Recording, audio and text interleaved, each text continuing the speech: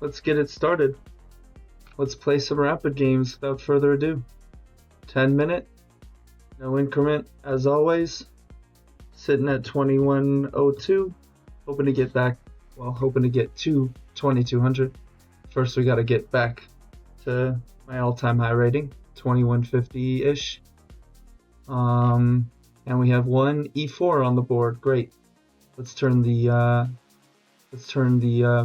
peace sounds on, and we go 1F6, knight F6, the Alekhine.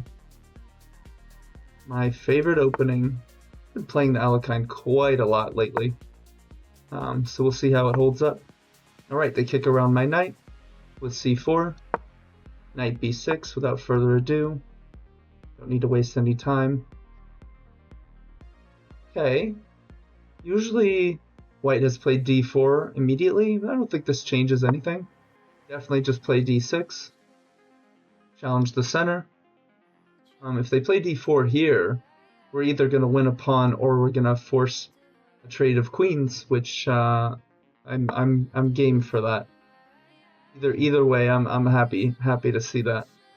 Another strange move from my opponent. Another kind of strange move, but it doesn't mean it's really that bad. So, for starters, let's chase off the queen. I don't see any reason why we shouldn't do that. We could... I don't know. Knight C6, or play E6. E6 and C5. Alright, let's chase off the queen, without further ado. And maybe let's apply some pressure to the C4 pawn. And I can potentially, depending on where white puts their queen, I can potentially apply some additional pressure with moves like bishop to E6, hitting the pawn on C4. I don't think C5 is anything to be concerned about just yet. I'll keep an eye on those kinds of moves. Keep an eye on it. Doesn't look super scary. I have a lot of helpful moves in this position. A6 is a move I want to make at some point, just to prevent the threat of knight b5. I think I'm gonna go for the fianchetto setup in the Alekhine with the bishop on g7 and with g6 and bishop g7. Seems very likely. Like that's the setup I'm gonna pursue. And here, I can actually offer a trade of queens here, with queen to d4. But I'm actually a little bit concerned about the knight jumping in.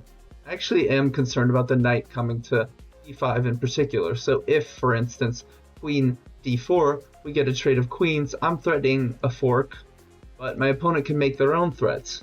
On second thought, I've actually changed my mind, because in that resulting position, we're threatening a fork. So our threat comes first. I've changed my mind. I'm going to simply offer a trade of queens. This looks totally fine to me. And if takes, we'll have a beautiful knight on d4. My opponent, for their part, is very likely to jump in with their own knight at some point. So I'll need to deal with that problem as it happens, as it comes to me. So, like, for instance, I really want to have a pawn on c6. The problem is, actually, my knight is well placed on c6 for the time being. But after the trade, I am freeing up that square for the pawn to come to c6. And I think, okay, here I have kind of an interesting move. I could take here, and then give that check. I can also apply some pressure to the pawn with bishop here. Kind of an interesting way to play. I'm expecting b3. Fully expecting b3 here, which is sensible.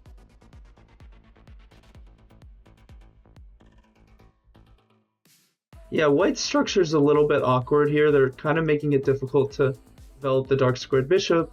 The light squared bishop is also on a somewhat awkward square. This bishop doesn't often come to d3. So I think out of the early opening, I'm relatively happy with my position. But I'm not going to rest on my laurels. I think what I want to do is castle queenside. And after castle's queenside, I am threatening. I'm threatening a tactic here. So, we'll see if my opponent defends against it. Yeah. I'm threatening to win a pawn. Maybe I'm not, actually. Now that I look at this position again, I might not even be threatening that. As I look at it again. So we'll see. We'll see. We might see some move like knight here or knight here even. Kind of sensible moves. We might also see a development move. Actually, what I'm anticipating is something like knight to e2, which is a sensible move.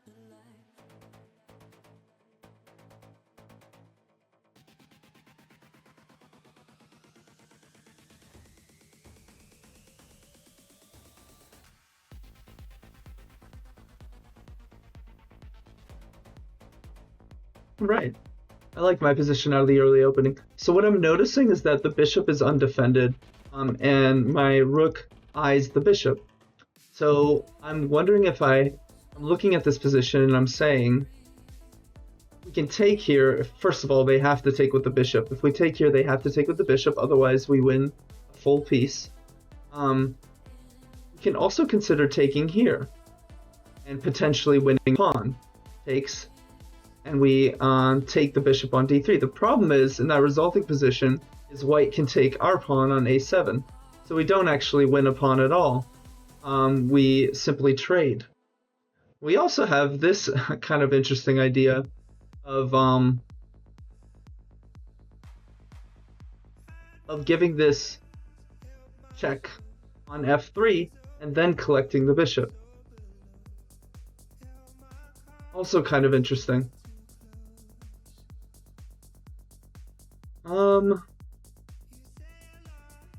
What I don't like about that is that their knight in the end of the line after knight to f3 check, g takes f3. We collect the bishop. They have this move of knight f4. Now we can win a pawn there. We can win a pawn, but they can shatter our pawn structure in return. Their pawn structure is also pretty weak. We have won a pawn. That looks alright to me. That looks alright to me. We are also grabbing the bishop pair. No, but after knight f... After g takes and rook takes, they will have this move, knight f4, which basically gives up the bishop pair.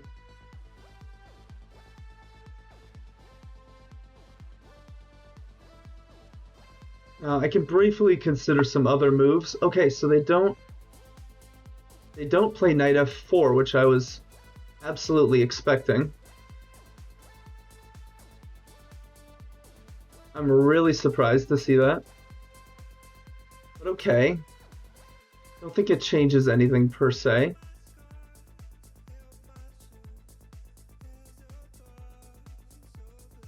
I think I should proceed with development. Get this bishop on a great square of g7.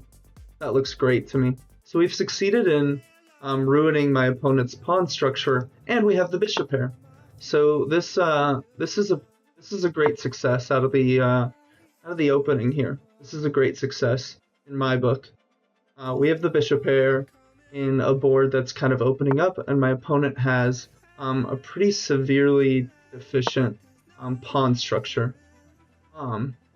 What more can you ask for out of the opening?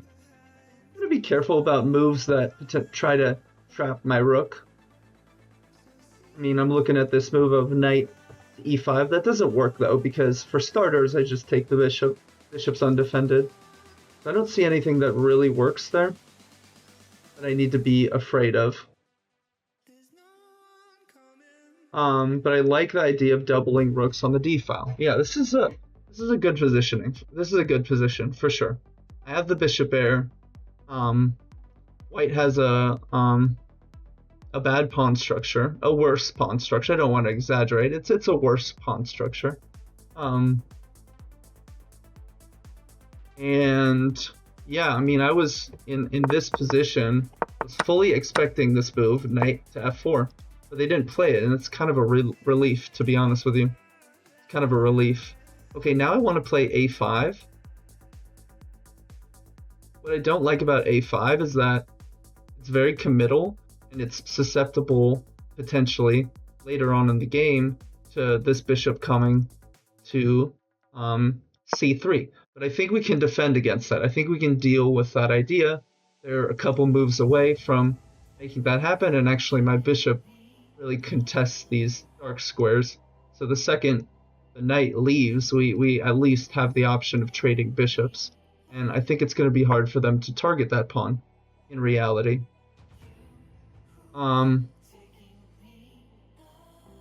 Okay. That move actually doesn't threaten anything. But we can make some threats of our own. We can also double rooks. I was looking at this move, bishop f6. I'm going to start with doubling rooks. The bishop's undefended and the rook is eyeing my bishop, but they have no way of really taking advantage of that. We, on the other hand, are able to make some threats here. We can threaten to win h4. I also like the idea of shifting this bishop over to g4. Okay, interesting. Well, that actually doesn't prevent us from winning the pawn. So let's just take the pawn. Let's just take what's offered to me. It's a free pawn. And we retake the rook.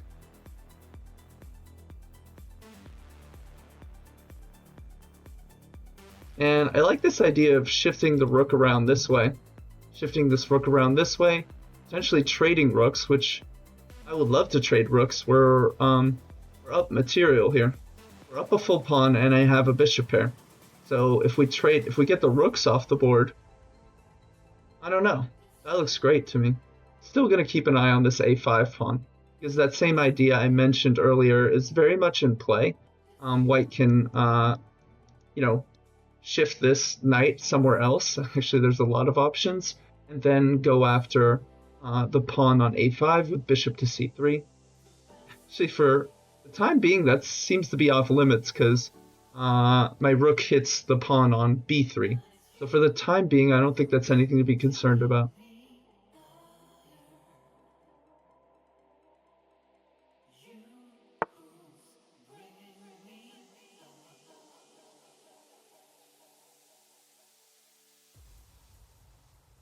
Okay. I can hit the rook here with this move. I can hit the rook with this move. I don't see the downside. The pawn is still pinned. The pawn is pinned by the dark squared bishop. And now I actually like shifting back this bishop and eyeing White's dark squared bishop.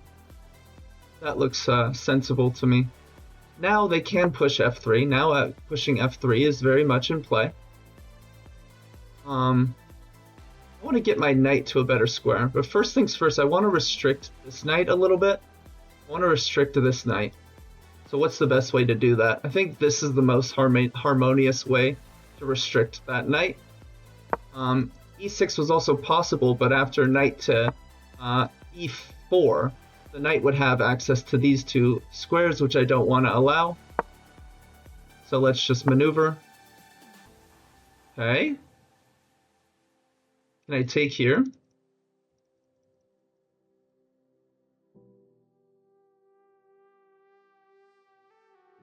Okay. Very interesting. Very, very interesting position here.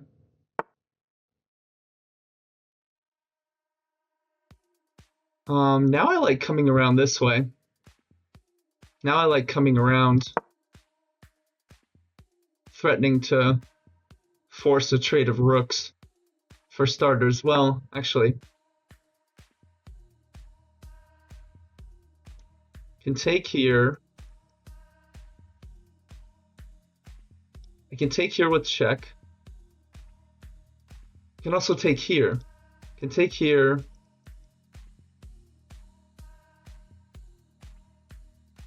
I have so many options. I have so many options. I can't even decide what I want to do here. I'm spoiled for choice. I have a lot of like good looking options. I'm just gonna do this. I'm gonna play simple chess. Play simple chess.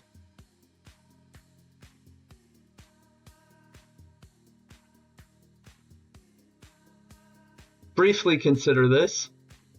Briefly consider that. All right, I'm just gonna trade simply, and just enjoy being up a pawn.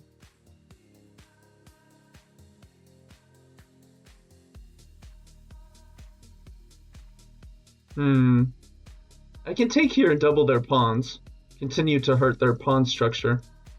But then we have opposite colored bishops in an endgame. I'm not sure I really want that.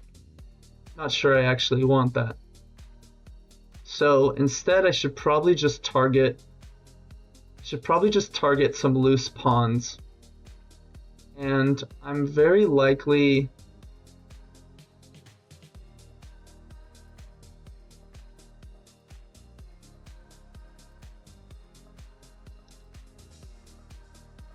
I don't know what to do here. I actually don't know what to do here. Every move has a drawback, so I'm just going to make a move. Every move has a drawback here, so I'm just going to make some moves here. And not worry about if it's the best move or not. It probably isn't.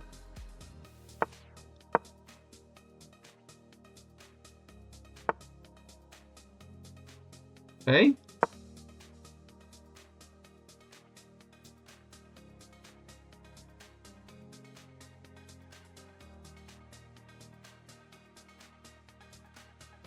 And I gotta move a lot faster here. I mean, objectively, this is winning for me, but it's not really that simple. It's really not that simple. So, all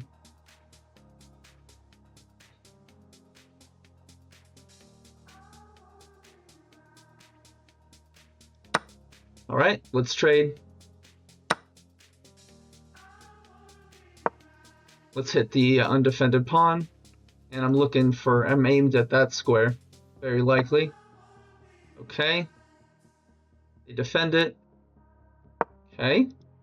Maybe this way. Maybe this is the way.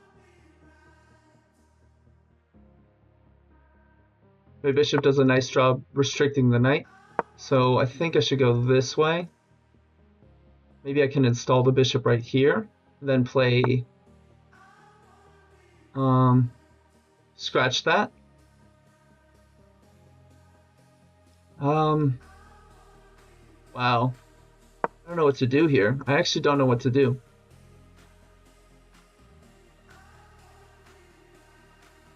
This should be totally winning, but it's really not that easy. It's really not that easy. Okay. Maybe I'll offer a trade of bishops. That looks winning. That looks winning. Because how are they holding on to all these pawns? All those pawns over there. Okay.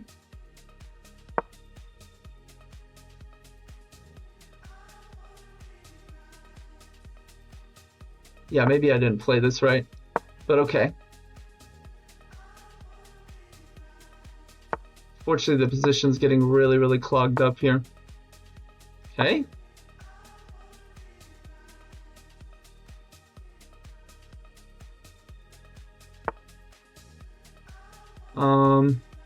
Let's go this way. Let's create a passer. All right, I gotta play a lot faster here, but I want to just create a passer here. Priority 1, create a passer.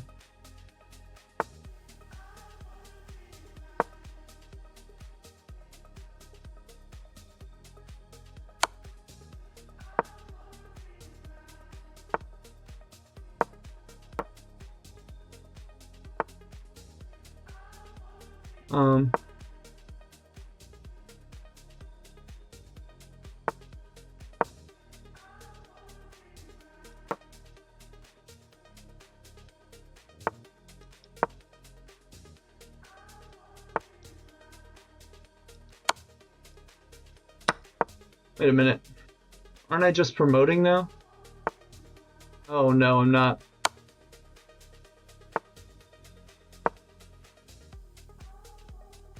That's a nice move. That's a sexy move. That's a sexy move, guys. That's a game-winning move, actually. That was a game-winning move there at the end of the game at the 11th hour. That was a game-winning move at the 11th hour, and in the final position, Black is totally winning. Wow. Big win, guys. Big win. I've been struggling lately, especially in some of these complicated kind of time scrambles at the end of games. But that was a nice little conversion there. Yeah, in the final position, Black is totally winning.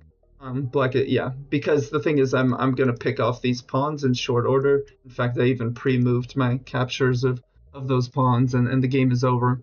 Pabu, how you doing? Zoran, you're about to play in a streamer arena. That's cool. Does EDM just start playing automatically when dudes wear tank tops? Yes, in my case, yes. I don't know about most people, but in my case, absolutely. EDM just starts playing in the background wherever I am. So this is a pretty interesting game and a complicated kind of end game there, which I was able to kind of pull out a victory. D6, Queen E2. So this is already totally new territory for me. I've never seen this Queen E2 as far as I can remember. I've never seen this this move. This kind of variation of the Alekhine doesn't look particularly good. Knight c6 is the move, but I liked taking and just drawing out the queen into the middle of the board, because now that same move, knight c6, comes with tempo, hits the queen. My opponent continues to play some kind of weird moves, and the engine really wants me to just calmly proceed with development, get my bishop out to g7, and enjoy my life, enjoy a small lead in development, and enjoy the fact that White has some awkwardness here. c4 is a bit strange without having d4 on the board, and now d4 is a bit harder to achieve after I've gotten this knight to d6 and d file semi-open, so I have pretty good control over d4, and actually now I'm ready to bring the bishop out to g7 too. So this is a bit awkward, the way that White has played this, c4 without including d4 as well. It's a bit strange, and I think I kind of let them off the hook by offering a trade of queens, but in the resulting position, I'm threatening a fork. And I don't have much to say about that. Bishop to d3 is fine, it defends against the fork, but I just continued developing and making threats. That pawn is hanging. Now, I saw that they could obviously do something like this and threaten a fork on c7, but for starters, I could just castle, and if they traded on d4, I'm gonna win this pawn at the very least. I'm hitting the bishop, but at the very least, I'm winning a pawn.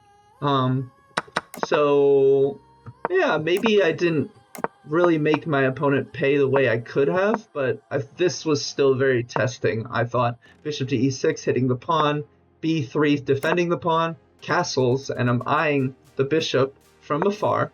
And here I had a couple options. I'm noticing that the bishop's undefended, and so I had the option of playing knight takes b3. After knight takes b3, pawn takes a takes b3. I recover the piece. The problem is at the end of the line, White takes here on a7, or the other move which I saw, which was knight f4. Basically winning back a bishop, or forcing a trade of these two pieces essentially, or they could take on a7. So instead I went for this kind of creative move, knight takes f3. There's no capture, it's not knight takes f3, it's knight f3 check, sacrificing the knight and doubling White's pawns and taking the bishop. And in this resulting position, Black's pawn on d2 is really nicely blockaded. White has doubled pawns on the f-file, and I'm actually hitting the pawn on f3 right away. This looked fantastic to me. I'm really happy to see that's the best move. f4, defending the pawn. The problem with f4 is that it deprives the knight of that square. So the move I was actually expecting in this position was knight to f4, and that is in fact the best move for White. and this is a pawn sacrifice. They give up the pawn on f3, but in exchange they double my pawns on the e file, and they make it kind of sort of difficult for me to develop this bishop. Meanwhile, they have a pretty ugly pawn structure themselves, but you know, it's not so clear. These doubled pawns, this pawn island on the e file is very hard for me to take care of in the long run. But I'm still really happy to see that knight to f3 check is the best move. Rook takes d3, f4, g6, and after I got a bishop on g7, I was really happy with this position. Because there's no discoveries now. I thought they might try something like this, kind of trying to trap my rook. Nothing really works just yet because the bishop's undefended. h4, which makes sense. h5, just preventing any further expansion. And the engine is saying I can play. The engine is saying I can play knight to a4. No. I'm sorry. h5, rook h to d8, and just double up on the h file and not worry about this expansion. You don't have to respond to every one of your opponent's threats. Okay, but I defended. Rook to g1. This is kind of a pointless move. I don't really see the point.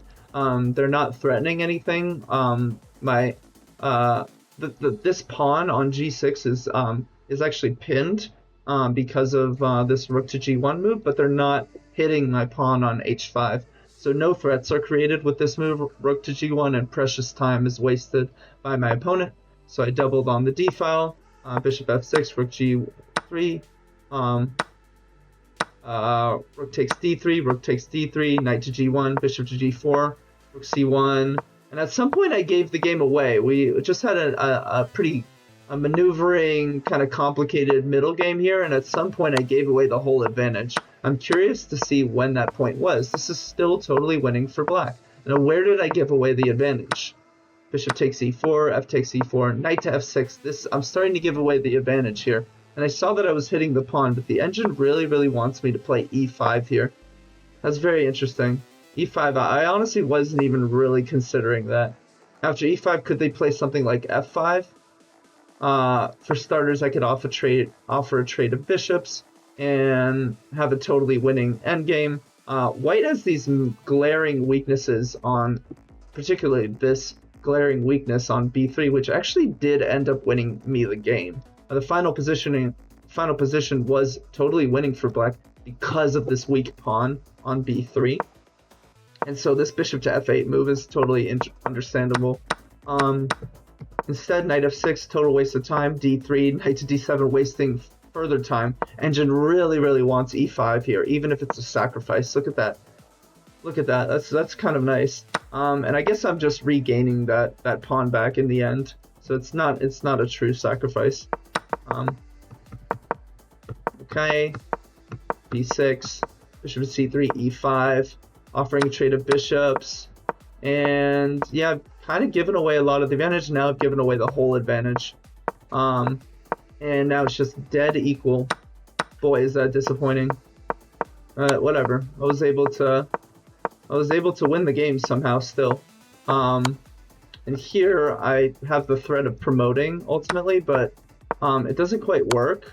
And so I really liked this move, knight to d2, brilliant. Of course, the idea is if they take knights, this pawn is unstoppable. They're not in time to stop it with the knight, and they're obviously not in time to stop it with the king. So this knight to d2 move was kind of cute. And of course, it has the dual purpose of hitting this b3, this weak b3 pawn, which I just mentioned. And actually, black is totally winning in the final position. Drift King, how you doing?